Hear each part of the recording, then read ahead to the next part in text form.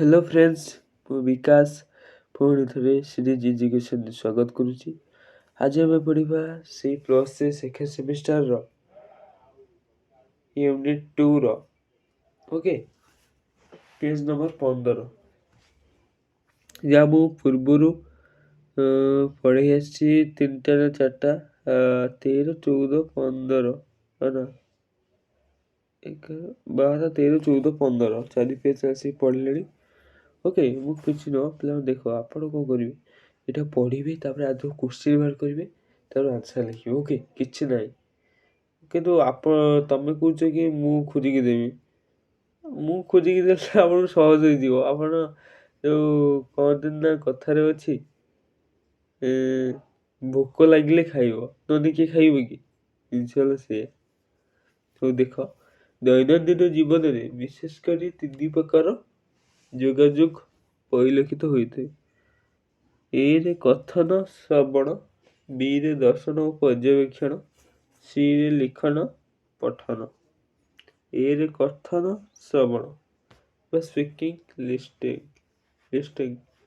ଏ ଯୋଗାଯୋଗରେ ସାମ୍ନାସାମ୍ନି ବା ମୁହାଁମୁହିଁ ବା ସତ୍ସର୍ବ ହୋଇଥାଏ।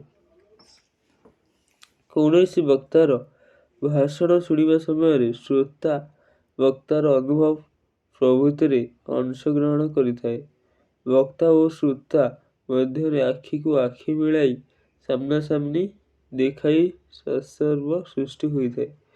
ଏ ପ୍ରକାର ଯୋଗାଯୋଗ ନିକଟତର ଶ୍ରୋତାର କଥୋପକଥନ ଠାରୁ ଦୂର ରେଡ଼ିଓ ବା ଟେଲିଭିଜନ କାର୍ଯ୍ୟକ୍ରମ ପର୍ଯ୍ୟନ୍ତ ଲମ୍ବି ଯାଇଥାଏ।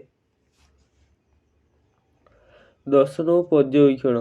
ଏ ପ୍ରକାର ଯୋଗାଯୋଗରେ ଯୋଗାଯୋଗକାରୀ ଓ ଗ୍ରାହୀତା ବ୍ୟକ୍ତିଗତ ଭାବରେ ପରସ୍ପରଠାରୁ ପୃଥକ ଥାଆନ୍ତି, ମାତ୍ର ଗ୍ରାହୀତା ଉତ୍ସର ଚିନ୍ତା ଓ ଭାବନାରେ ଅଂଶୀଦାର ହୁଅନ୍ତି।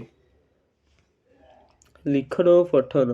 ଏ ପ୍ରକାର ଯୋଗାଯୋଗରେ ସଦାସର୍ବଦା ପ୍ରେରକ ଓ ଗ୍ରାହୀତା ପରସ୍ପର ବ୍ୟକ୍ତିଗତ ଭାବରେ ଦୂରେଇ ରହିଥାନ୍ତି। ସେମାନଙ୍କର ପ୍ରାୟ ଦେଖା ହୋଇ ନଥାଏ, ମାତ୍ର ସେମାନେ ଚିନ୍ତା ଓ ଚେତନାରେ ଉପଭୋଗ ଓ ସନ୍ତୋଷ ପ୍ରକାଶ କରିଥାନ୍ତି।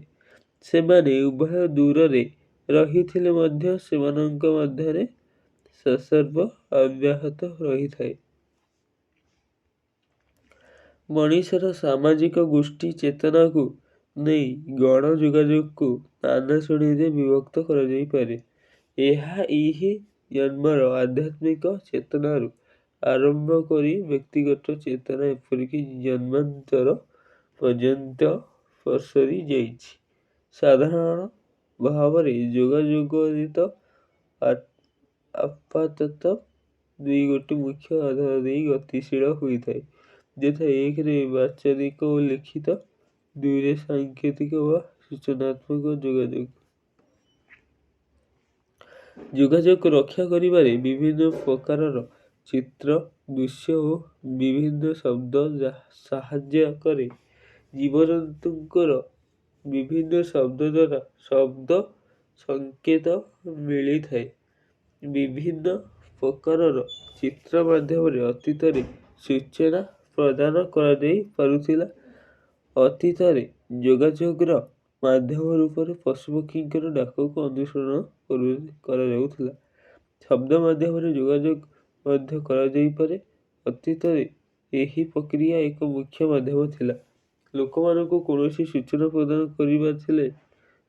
କରିବା ଥିଲେ ସେମାନଙ୍କୁ ଏକତ୍ରିତ କରିବା ପାଇଁ ନାନା ପ୍ରକାର ବାଦ୍ୟଯନ୍ତ୍ର ବ୍ୟବହାର ହେଉଥିଲା। ନିର୍ଦ୍ଦିଷ୍ଟ ବାଦ୍ୟର ଶବ୍ଦ ସମସ୍ତଙ୍କୁ ସୂଚନା ପ୍ରଦାନ କରୁଥିଲା। ମନ୍ଦିର ଘଣ୍ଟାର ଶବ୍ଦ ସନ୍ଧ୍ୟା ସମୟକୁ ସୂଚାଉଥିଲା। ଜନ୍ମକାଳୀନ ଉତ୍ସବ ଓ ମୃତ୍ୟୁ ସମୟରେ ଦୁଃଖଦ ପରିବେଶରେ ବାଜୁଥିବା ବିଭିନ୍ନ ବାଦ୍ୟଯନ୍ତ୍ର ପ୍ରତ୍ୟେକ ପରିସ୍ଥିତିକୁ ସୂଚାଇ ଦେଇଥିଲା। ଯୋଡ଼ି ମୋହରି ଓ ଯୋଡ଼ି ନାଗରାର ବାଦ୍ୟ ମାଙ୍ଗଳିକ କାର୍ଯ୍ୟର ସୂଚନା ଦେଇଥାଏ। ସତର୍କ କରିବା ପାଇଁ ନାନା ସାଇରନ୍ ବ୍ୟବହୃତ ହୋଇଥାଏ। ଏଇଠି ଭିଡ଼ିଓଟି ସରିଯାଇଛି। ଭିଡ଼ିଓଟି ଆପଣ ଦେଖିକି ଭଲ କିନା ଇଏ କରିବେ। ଓକେ, ଜୟ ଜଗନ୍ନାଥ।